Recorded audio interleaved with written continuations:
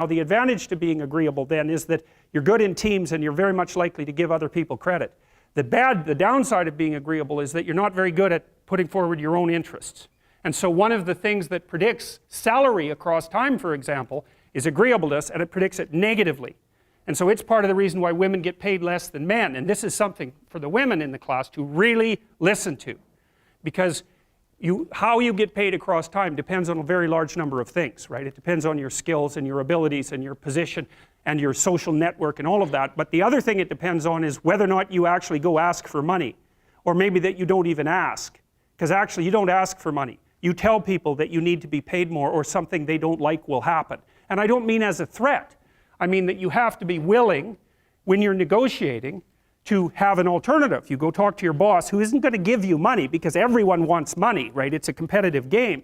You're going to have to go there and say, look, here's what I do.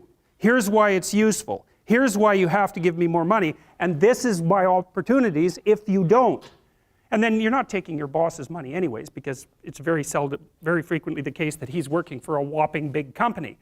But he needs an excuse to give you money because everyone's asking for money all the time. And so you have to put your case forward powerfully and disagreeably. Now, you don't want to do it too disagreeably because then he's going to think that you're a son of a bitch and maybe he's not going to give you anything and maybe you'll get fired for being mouthy and all of that. And that certainly happens to people who are too disagreeable. You got to get the balance right, but it's definitely the case. And the other thing that happens to women that's also worth noting, and this is probably because they're higher in negative emotion, is they tend to underestimate their own utility in business settings, right? Because if you're trying to evaluate what you're like, and you're more tilted towards negative emotion, then the things that you do that are wrong are going to stand out more on the foreground than the things that you do that are right. So if you go into a negotiation and you're uncertain already because you have self-doubts, and then you're agreeable in the negotiation, what's going to happen is that you're not going to win as often.